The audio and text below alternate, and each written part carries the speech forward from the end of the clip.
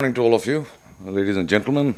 It's a pleasure to be here on the occasion of this workshop. And in my opinion, preservation of documentary heritage is an extremely important topic and issue which UNESCO has been dealing with for a number of years.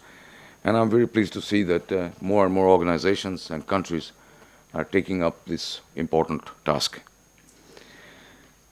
The very existence of the National Digital Library of India, along with the theme of the workshop, namely Knowledge Engineering for Digital Library Design, is a testimony to the importance of preserving documentary heritage, including through digitization as a way of enhancing universal access to it.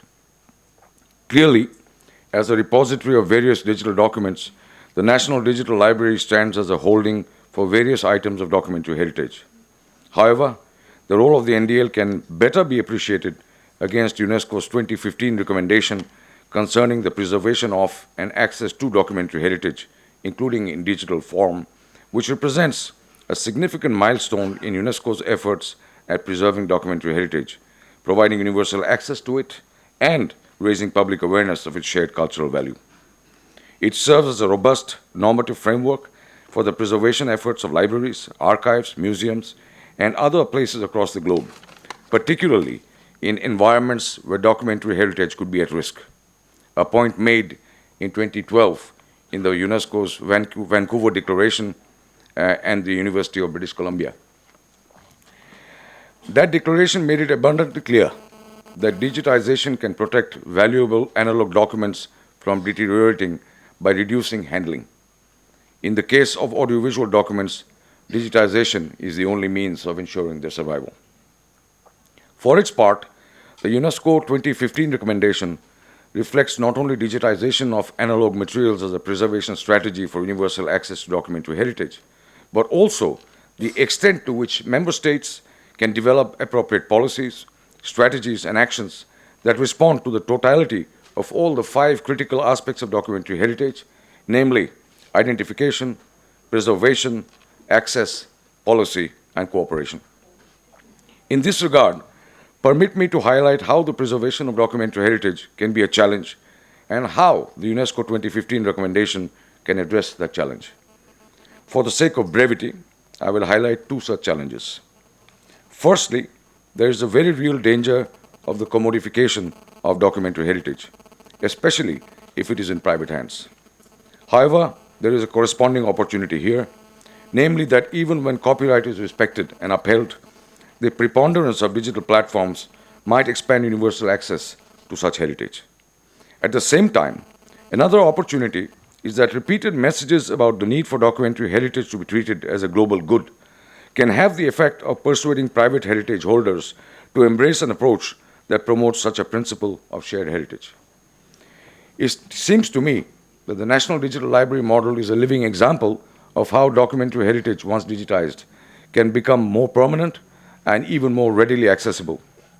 With over 60 types of learning resources in more than 70 languages, integrating content from various Indian institutional repositories, the NDL stands as a good example of ensuring universal access to such knowledge domains as technology, science, the humanities, agriculture, and so on. Secondly, the lack of public awareness of the existence of documentary heritage may hamper effective preservation efforts.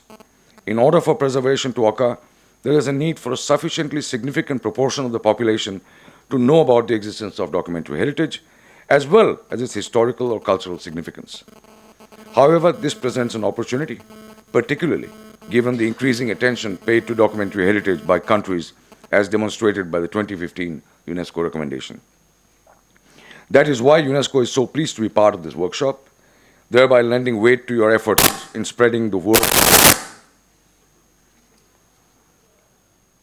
about the existence of the NDL as an interdisciplinary repository of documentary heritage, particularly taking into account the fact of NDL's award-winning mobile app, which presents yet another user-friendly opportunity to access its contents seamlessly.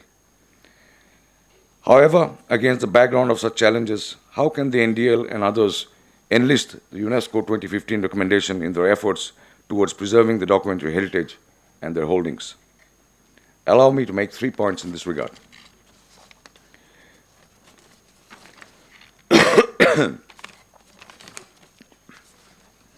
Firstly, it is absolutely essential to create public awareness of the relevance of the UNESCO 2015 recommendation itself, as setting out an international framework within which preservation, access, and educational actions can be meaningfully framed. Such awareness raising could include the highlighting of the international significance of documentary heritage as embraced by the recommendation. Secondly, given that the fact that the NDL has received support from the Ministry of Human Resource Development, it makes sense that the NDL should collaborate with UNESCO in advocating that the Indian government embraces the policy measures and international cooperation imperatives of the recommendation. In this respect, our New Delhi office can facilitate consultations through the National Commission for UNESCO, including by supporting efforts at a national coordinated framework and mechanism for the Memory of the World program. Now, for those of you who are not aware, let me say a few words about the Memory of the World program. It's a program which is celebrating its 25th anniversary this year, so it's a very auspicious moment. And in a certain sense, it is a parallel program like the World Heritage Site program. In other words, while the World Heritage Site recognizes important physical and natural sites, the Memory of the World program, and the title says a lot about it, lists the most precious inscriptions, manuscripts, and documents from around the world. So after 25 years of existence of this program, we have now just barely 350 documents which are listed on this repository. And I would strongly encourage you to go and visit the Memory of the World program website, and you will see that there are absolutely amazing documents from around the world, from ancient inscriptions to manuscripts to all kinds of documents. So the Memory of the World program is of great interest and significance in any effort that any of you undertake in the area of documentary preservation of documentary heritage. Already UNESCO has held or planned a series of regional consultations aimed at producing a plan of action in support of member states' efforts to implement the recommendation, including one held in partnership with the government of Malaysia for the Asia-Pacific region. UNESCO is also working in partnership with national commissions and the related UNESCO field offices to support further consultations in the Latin America and the Caribbean, Arab and Africa regions. I think the NDL stands as a natural ally in consolidating efforts in South Asia. Thirdly, I think there is a case for linking the undertakings in the UNESCO recommendation to the UN Sustainable Development Goals. In many respects, libraries such as the NDL exemplify this link more eloquently than I can express. For example, it can be argued that the Memory of the World program's dual emphasis on promoting awareness of and enhancing universal access to documentary heritage fulfill Sustainable Development Goals 16, especially its target on public access to information and fundamental freedoms. Furthermore, within Sustainable Development Goal 11, in Target 4, it states countries have pledged to strengthen efforts to protect and safeguard the world's cultural and natural heritage. It is evident then that the Sustainable Development Goals can act as a universal, integrative framework, not only for the UNESCO recommendation, but also for the important work that the NDL and all of you are doing in the area of documentary heritage and preservation. Allow me to conclude by lauding the continued success of the National Digital Library of India, along with the Ministry of Human Resource Development, for its support to the library's establishment. I am sure that UNESCO will be very keen, and my colleagues, Mr. Alamin and Anirban Sarma, are here. You should catch them immediately after I finish my presentation. And UNESCO will be absolutely delighted to help in whatever way it can in all of your initiatives. I wish you every success and assure you that UNESCO, through its Memory of the World program, stands ready to support your efforts in further universalizing access to information and knowledge. Thank you very much.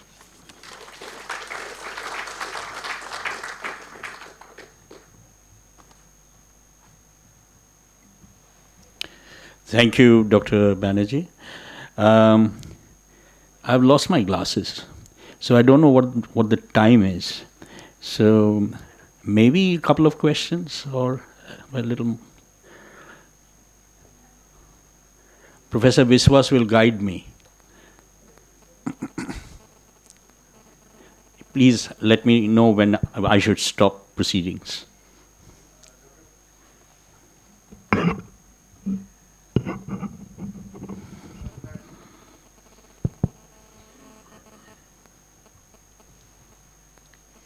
Dr.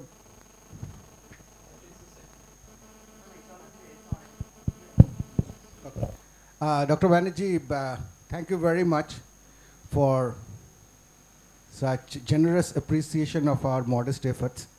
And I would really thank you and Al Amin, Yusuf, and Anirban Sharma for having extended the support that you have already done. And we are very keen to integrate with all heritage resources that UNESCO has and set up because India particularly has a lot of position in terms of cultural heritage. And we want to specifically create a vertical corner for that. And UNESCO, I'm sure, would be the starting point for this. And I'll work with the MHRD, the officials, as well as the UNESCO officials here to make that happen. Thank you very much for your support on that.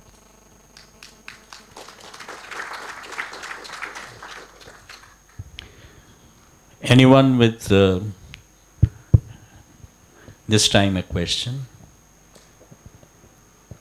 Because this is your opportunity to ask a question, really. Anyone associated with the NDL who would like to ask a question? Or anyone else, for that matter? Yeah. Yeah. So this is Dilara from Bangladesh. Actually, in our country, we'd like to do something with like NDL. Our government is very much interested to do something which is, helpful for the public sector. And through the A2I, we have a department, wings, is under the Prime Minister office. It's called Access to Information. Through that wings, we already developed some portal, web portal for public service.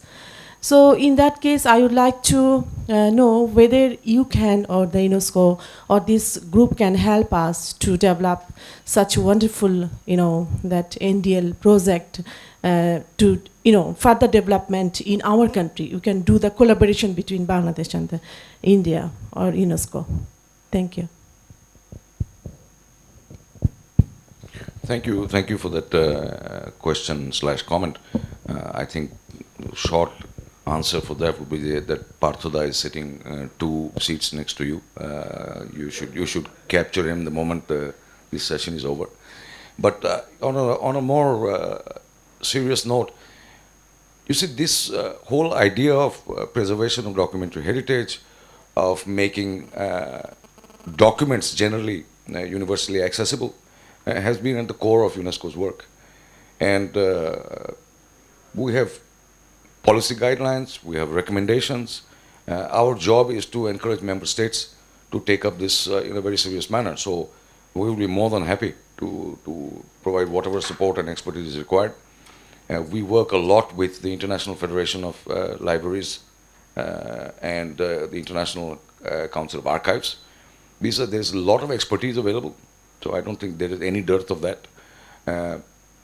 But I think one has to approach it in a systematic manner. Obviously, government support is required. You have to tie up with networks of libraries and archives. And one of the things that I have noticed in traveling around the world is a very severe shortage of capacity. Very severe shortage of capacity. And sometimes it even becomes too late. I've gone to some countries, for example, recently I was in the Seychelles, and half of the National Library was, more than half, 3/4 was blocked off from public access because a large number of the documents are just completely rotted in there. And this is one of the reasons for which we have the Memory of the World program. It is not only to put important documents on our register, but it is also there to spread advocacy. We have done enormous amounts of training of librarians and archivists in Africa, for example. And the same applies to Bangladesh too. We'll be very happy to help.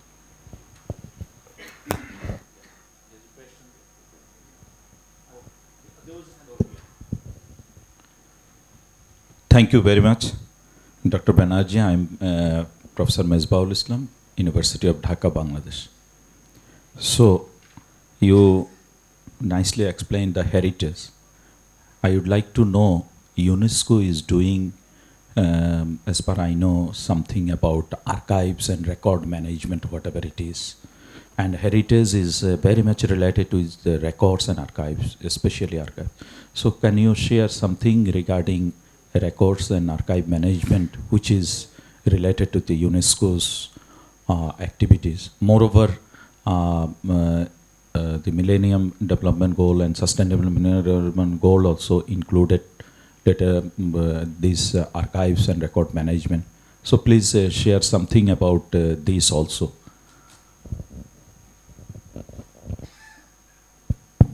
Well, it's a very important question you raise. UNESCO over many, many years now has essentially been focusing on two aspects of archives and record management. One is ensuring that our member states have policy guidelines in place, because even that is non-existent in many countries in the world.